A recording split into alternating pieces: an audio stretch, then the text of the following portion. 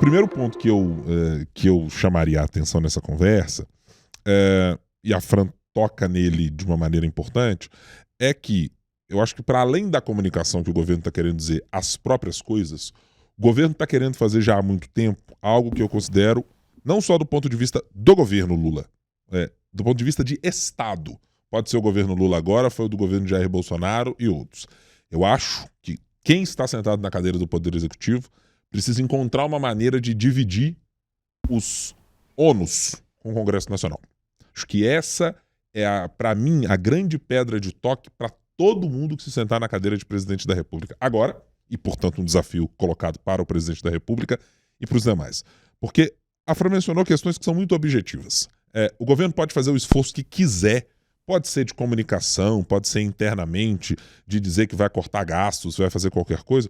Não adianta se essa fatura ficar só no colo do governo. Se o governo apresenta uma proposta, vai para o Congresso Nacional, o Congresso Nacional dilapida a proposta, faz migalhas dela, e aí, não, mas precisamos mexer com o super salário. Mas não podemos, né? Quem está dizendo isso é o Congresso. Olha, precisamos pensar em mexer com as isenções fiscais. Não, mas também não podemos, né? Não pode. Mas precisamos mexer, então, nas isenções fiscais que estão sendo dadas para o setor de turismo e de eventos pós-Covid. Tem jeito? Também não tem jeito de fazer. Olha, não há governo que resista. Acho que, assim, o Congresso Nacional precisa ser responsabilizado por boa parte das coisas que acontecem junto com o governo. E eu não estou aqui fazendo uma defesa de que o governo é um santinho isento e que não tem nenhum problema para resolver. Não tem nada a ver com isso. Controle de gastos, indicar para as pessoas onde corta, como corta, é uma função e obrigação do governo. Claro que é. Manter as contas públicas corretamente é uma função. Está mais do que correto. Mas não dá para a gente empurrar única e exclusivamente nos governos, pode ser no governo estadual, pode ser no governo federal, pode ser numa prefeitura, empurrar todos eles como se fosse um problema de comunicação. Não é um problema de comunicação, é um problema de política. Os recursos que majoritariamente poderiam estar no Poder Executivo para a execução de políticas públicas, por vezes, ou são mal utilizados, e isso acontece bastante, ou são transformados em aposentadoria para lá e para cá, ou super salário para lá e para cá, sim, acontece, ou foram parar nas emendas de orçamento secreto, no caso do Congresso Nacional, né, nas emendas PIX, aí no outro tipo de emenda, aí emenda de comissão, aí tem mais isso, aí tem mais isso, aí diz, mas peraí, 1/3 do orçamento vai parar na mão do Congresso sem o mínimo de controle, efetividade e testagem, se aquilo vai funcionar ou se não vai. Então, depois que você tem um resultado ruim do ponto de vista de comunicação, e é claro que o governo do Poder Executivo sente mais esse tipo de situação, é evidente que o governo vai falar, mas eu não estou conseguindo, eu destinei recurso, o negócio foi parar, é um parlamentar da minha base que está lá. Mas é porque nós estamos mudando muito a chave de como as coisas são decididas para poupar gastos, e aí a gente poder olhar para o governo ou para o Congresso dizendo assim, que bacana, o governo e o Congresso fizeram a sua parte. Eu não estou vendo o Congresso Nacional fazer parte de nada.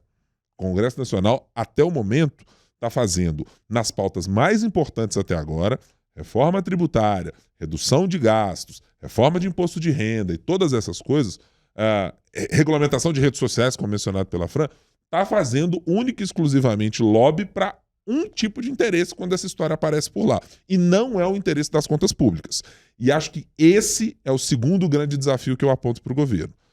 Chegando em 2025, com 2026 batendo a porta, eu acho que a menor preocupação do governo está necessariamente na comunicação como um todo. O governo Lula e o presidente Lula, historicamente, são movidos à economia, movidos à capacidade de mostrar para as pessoas que a vida delas pode ser melhor ou menos pior do que foi em governos anteriores. Pode ser do PSDB, pode ser do MDB, pode ser do PL com Jair Bolsonaro.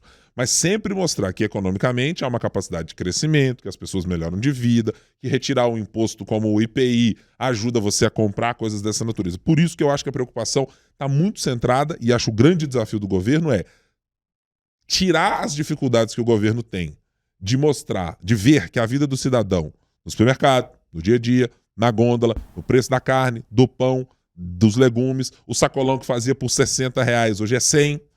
Essa dificuldade ela é econômica. E eu acho que aí está a grande questão para o governo, que está no meio do caminho entre economia e comunicação. Mas ela tem muito, repito, de parcela de outros atores. Então, acho que é um desafio do governo conseguir também, e eu não sei como fazer isso, tá? Confesso que trazer o Congresso Nacional a ser responsabilizado por parte das coisas que o Congresso não tem ajudado em algumas delas o país a andar numa melhor velocidade para frente, eu acho que esse é um grande problema. Os congressistas brasileiros devem e foram eleitos muitas vezes pelos seus lobbies, muitas vezes pelos seus grupos econômicos de interesse, e não há nada de ilegítimo nisso.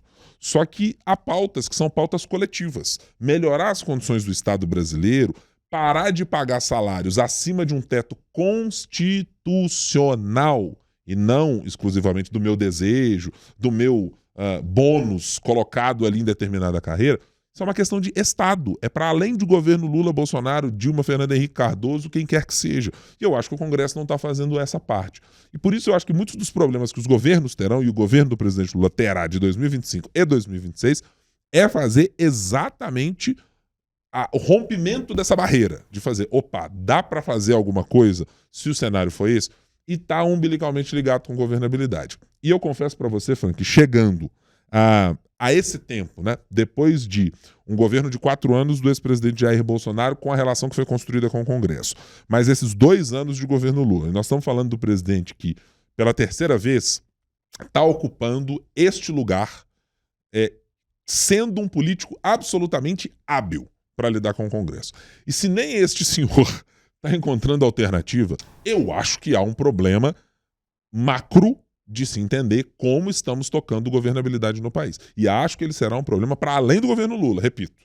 É um problema de se olhar para o cenário e saber, se o orçamento for parar cada vez mais na mão do Congresso, o que vai sobrar para o Poder Executivo? E aí pode ter comunicação, pode ter tudo, Fran.